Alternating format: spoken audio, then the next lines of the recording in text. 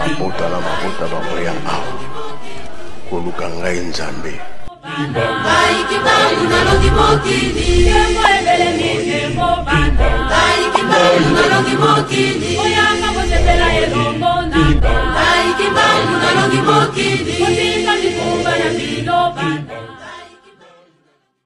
Okomba tata mwana pe tata molimo mosantu.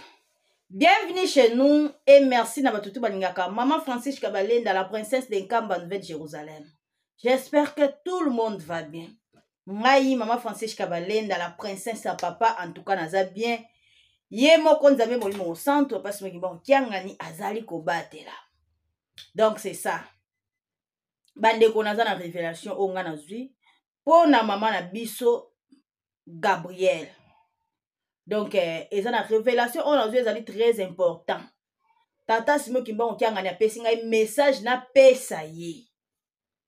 Alors, vous s'abonner, vous maximiser, vous commenter, vous liker, vous partager émission, oyo ayebiye, azwa émission, oyo akomisela ye. Merci na bato ba s'abonner na chaîne. Merci vraiment. Botala ranga, boyambanga na ba télé na bino, na bandako na bino. Bolandaka ngai, vraiment merci beaucoup. Merci aussi na banon abonné, botala rami bo s'abonner, te so bo s'abonner pe et ko sala vraiment bien. Bana tata na ngai. Révélation o eza tata ye moko pesinga na yebisa, Maman Gabriel o artiste et comédien. Alobi na loba na ye boye. Tangwa belaki akufaki. Nzoto na ye etelenganaki. Mutu azalaki te. Nzoto na ye ebandaki kobeba. Mais ye moko papa Simo monki ngani ayokeli ye mawa azongisi ye na mokili. Apesi grâce abika. Sikoyo alobi lisusu boye na yebisa ye ke ye acholi kombo na ye na mokili. Mama Gabriel acholi kombo tata Simo Kimbangu. Aloba mabe na kombo na ye.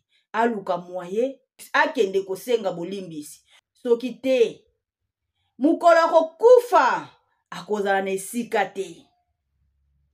Donc azana maloba moko abimisaka pona tata Simo Kimbangu oyo kokomisela message akomisela ye akanisa bien na yebite mais ye akanisa azana maloba moko abimisa tata Simo Kimbangu asepelaki te maloba moko abimisa ki pona ye esepelisaki ye te.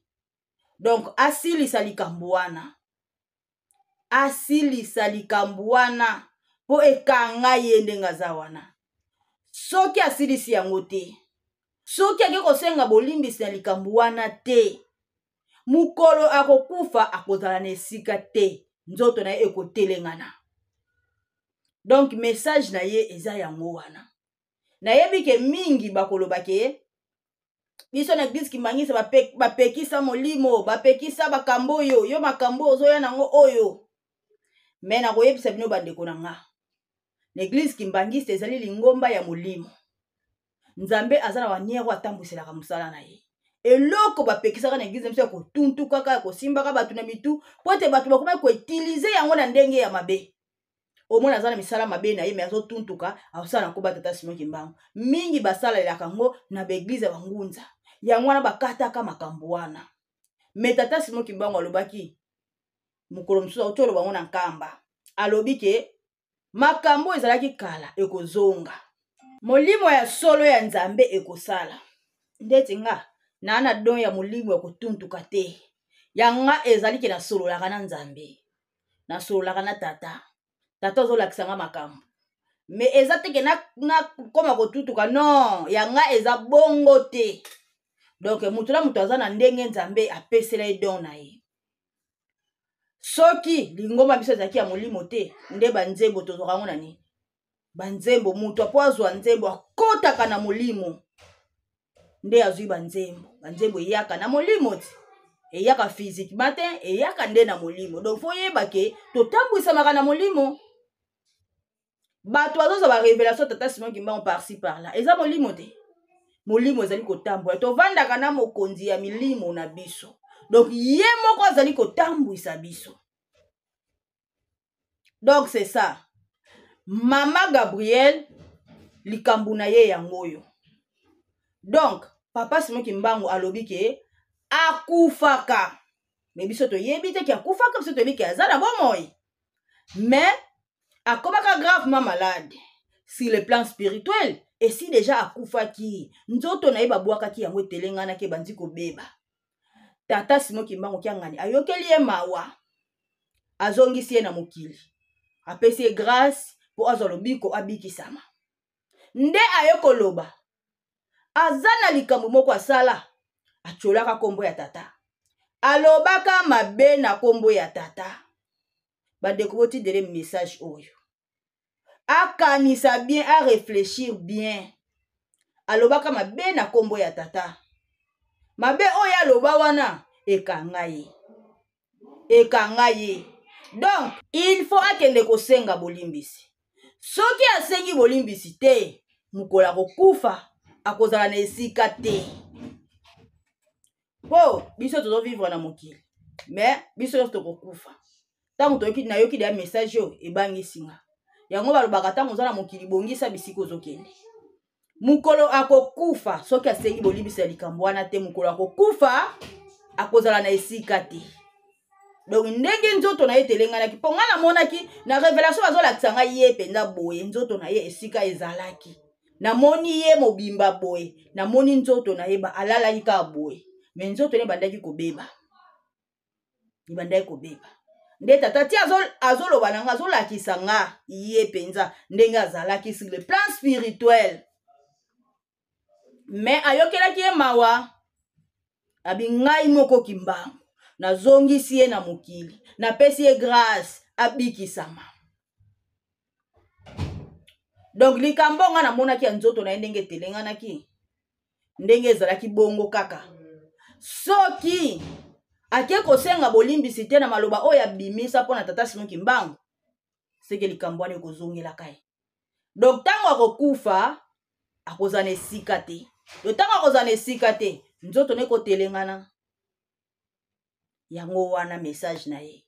Bandeko bokomisela ye, po te tango toza nango eza so tango bavantir te. Tango eza toza nango eza tango distraction te. Tokomi na tango mususu. Tokomi na tango mususu. Nga na lota musama na Nzambe. Nga ezaka te ba révélation ba kimbangiste. Non! Nga na salaka na Nzambe. Pona mokili mobimba. Tata so apesi nga révélation na ko bomba ngo te po aza kimbangiste te. Po Nzambe aza Nzambe na biso nyonso. Ba Gabriel nde bazana bayebi na bango Nzambe te. Ba bondela kaka, omona kaka soki abeli pasteur mo bando ko bondela na ye abiki o Nzambe ya pasteur wana. Nzoka nde eza Nzambe ayokelaki nde mawa azongisi na mokili.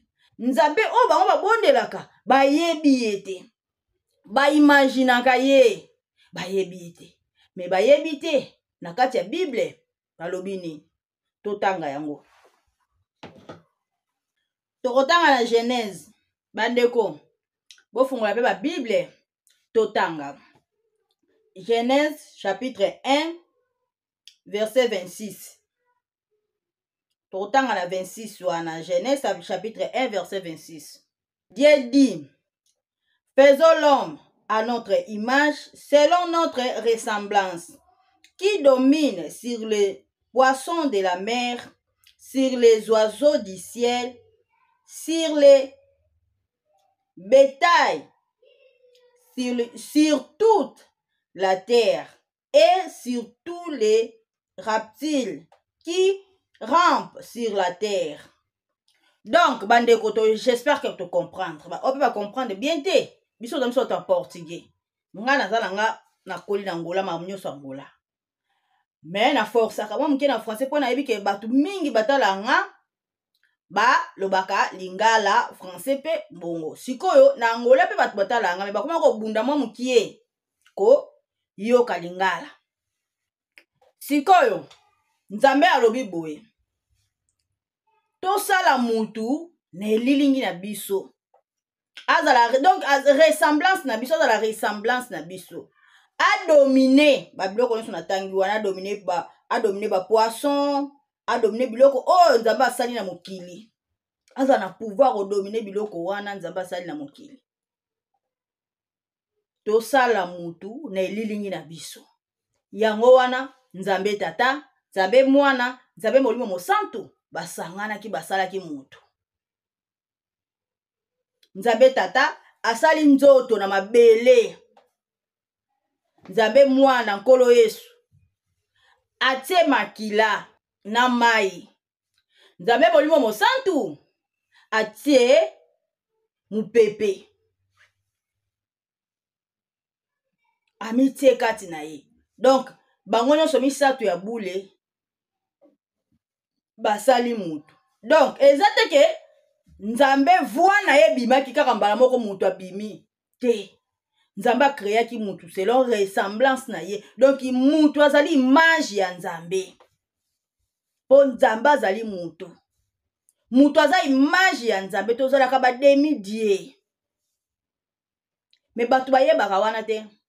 Kolo Yesu tango ye alati nzoto ya bomoto po alakisa bino ke nzambe azali mutu. Po banzambe misatu wana bazaka mutu moko.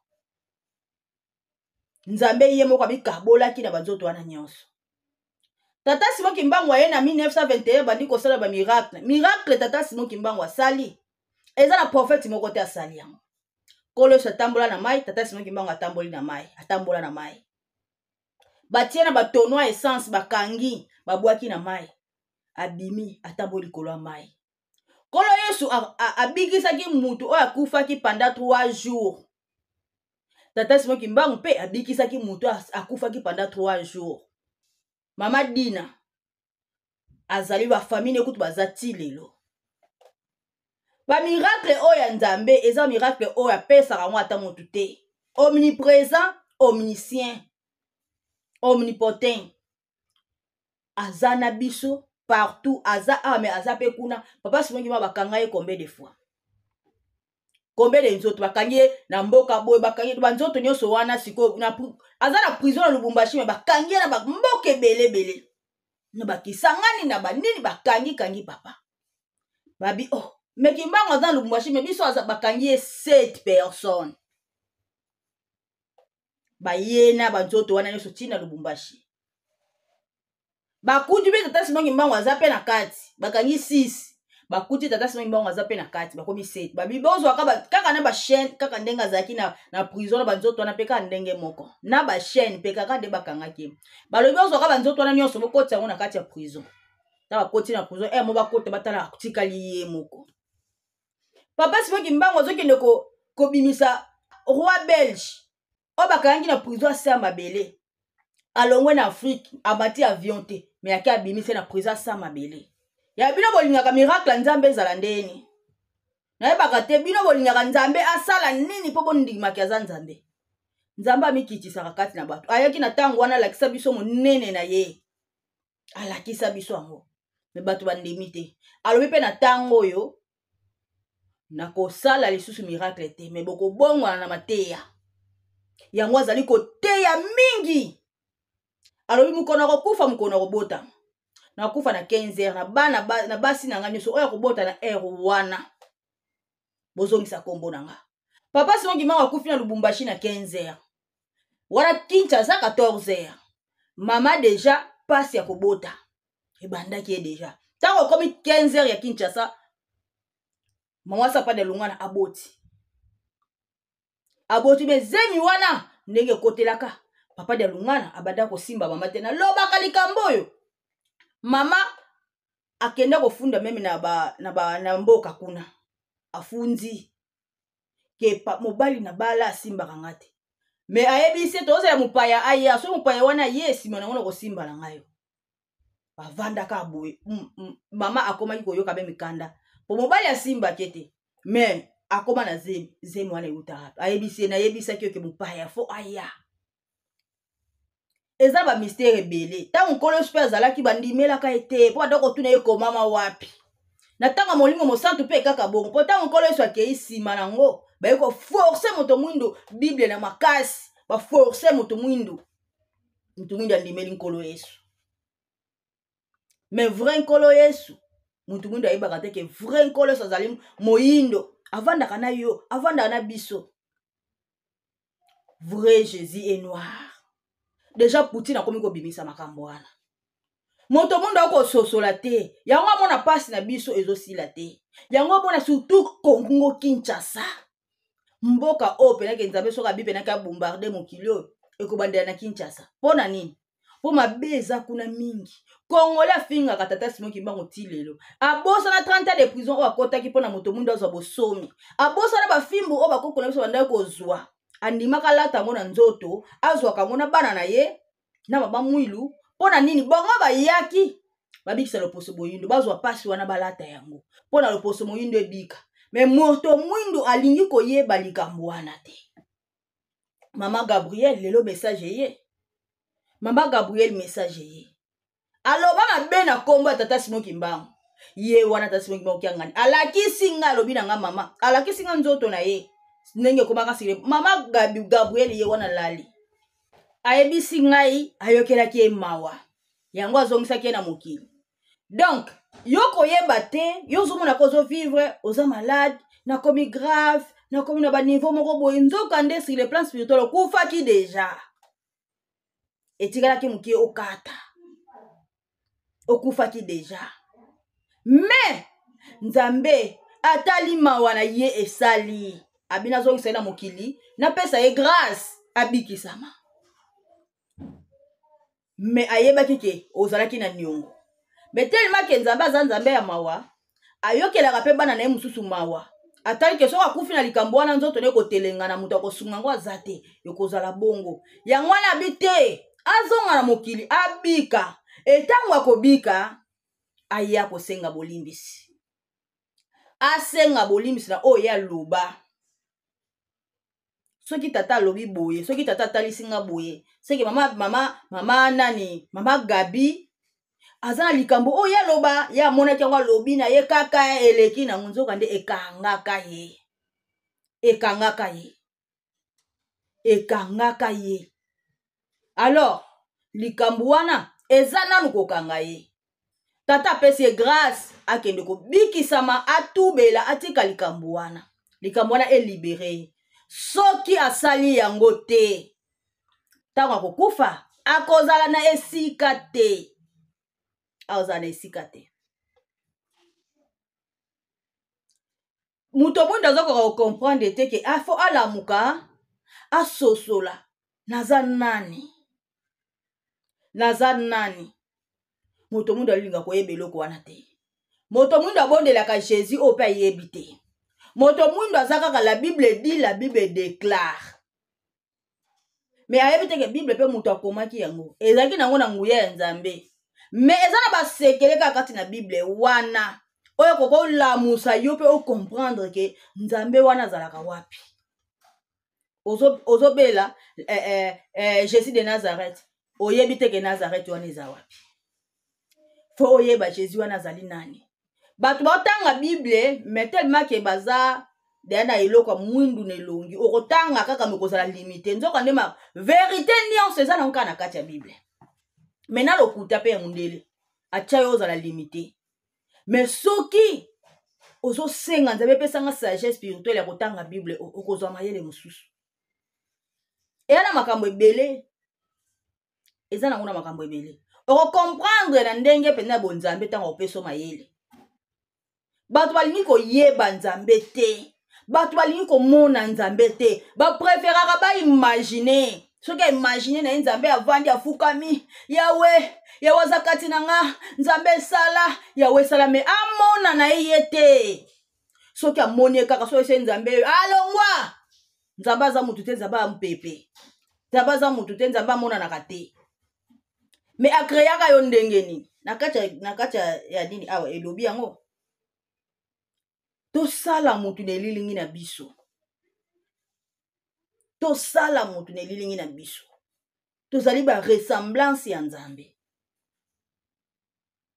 me bato balingaka wana te ata nkolo Yesu na ntango wana toyebi ke nkolo Yesu azalaki mutu azolia na bato azovanda na bato me soki olakisi mutu lelo nkolo Yesu yeyo akoboya na ye akoloba kosi lelo bato mosuku moko oloba nkolo Yesu aza na foto te nkolo Yesu aza kati na biso yawe yaya ndeko na nga nkolo Yesu aza kati na biso me aza mpe na nzoto na ye alata pe nzoto avandaka na biso bato bakangama kobondela kaka nkolo Yesu me babosani pe nkolo Yesu ntango ayaka alobaki aye kosala mosala ya tata donc aza na tata na ye nzambe tata azali nzambe mwana azali ye nkolo Yesu pe nzambe molimo mosantu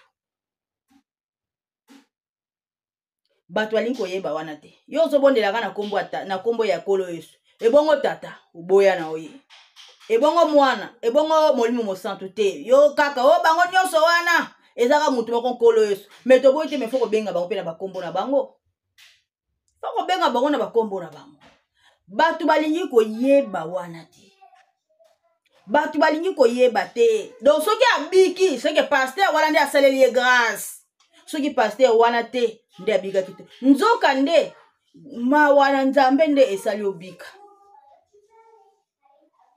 mawa na nzambe nde esali obika tozaka bademidie biso na kimbangi soki na soki soko beli okende pa paster bondela mpona nga na okoka te biso mokonzi ya milimo na biso papa Simon Kimbangu okianga nzambe molimo mosantu azalaka na biso ata soko aza musika na vandi na ata naza grave na kovanda na ndako na nga na kobondela na kobelela ye akobikisa nga tokendaka te bapaster ke nazokoka te bondela mpona nga te biso tosala yango te tobondelaka biso moko moto obondela nga te mpo ye mpe nayebi ye te donc ngai fona sola nga mona nzambe nanga mpo toa bademidie toza baressemblance na ye bato bayebaka na bango wana te bato bamonaka soki abiki paster wana ntuka paster wana boyebi teke nzambe avandi kati na biso kombo ya tata Simon Kimbangu ozali kocholama na Congo na niveau moko impossible yango bozomona bambula ezobeta bandako ezozinda bandako ezozinda bato bazokufa bazoyeba te kanda nzambe ezali komanifeste surtout na ntango toza nango bandeko na nga bato bayebaka tata Simon Kimbangu te pasi ekokota makasi surtout na Congo Kinshasa place Kimbangu acholami mingi place bana na misato bacholami mingi ti lelo bazali kocholama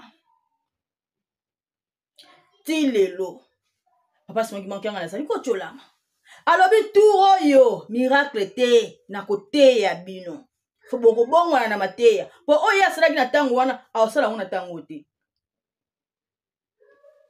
asali miracle na nzoto na ye ya Kimbangu po ye wana mpe kaka diangenda mpe bato bayebaka te abotami lisusu ka ndenge alakaki na kobotamaka lisusu na 1918 abotami atongi lingomba atelemisi lingomba papa moko azwa révélation alobi papa diangenda ayebisaki ye nini omoni nga nakufi boye me nalati nzoto mosusu ndenge nalati nzoto mosusu boye mingi bakoyebanga te meme bano nga na boti bakoyebanga te meme bato abandaki kosala na nga bakotikala koyebanga te bakocholanga na nzoto nga nalati toyesaka bino ke papa Simon Kimbangu kiangani azali papa diangenda azali papa Simon Kimbangu po ete eza ye moko alaka yango boyoka molimo mosantu kolo Yesu alobi molimo mosantu akoya akovanda na bino libela na libela yango alakaka avant na 1910 papa Simon Kimbangu alobi na 1918 akobotama lisusu bandeko papa diangenda akobotama na 1918 mais aloba yango avant eza na bato oyo alobaki ba témoignage toza nango biso toyebi azokufa na Lubumbashi alobi ke mkono akufa eza mkono obotama apesi date dès le 12 octobre na 15h akufi na nkamba abotami loba nzoto nyonso wana eza kaka ye moko bato balingi koyeba ngo te yango wana pasi ezoya mingi na Congo pasi ezozala bato bazozinda na bamai bambula ezobeta echolisa bandako emema bandako bazokomprendre te bazolinga koyeba te basosola pourquoi boye mpona nini boye me bapasi ezoya liboso eza ndene mpo mokili ezoninga na kala te bandeko biso toyebi nzambe na biso alors tobanga ye totosa ye tolinga ye toa na grâce mpo balobaka letande la grâce eza biso nde toa na grâce wana mpo tomonaka nzambe tomona ye boye ozoseka na nzambe osimbi nzambe na loboko opesi ye mpe mbote osololi na tata baproblème na yo Soko za muto kotosa mibeko za na problème te. Ozongi pa problème na yo pena ebongi ba kamna nyoso pe esimbi. Toza na nzambe na biso. Toza grâce. On attend wakala avanda na kati ya bato me amilakisa te. Avanda na bato amilakisa te. Me lelo papa soki manki anga na lobani. Mabota bakoya na nkamba koluka ngai nzambe. Amibimisa ndenge nini? Mabota bakoya awa koluka ngai nzambe.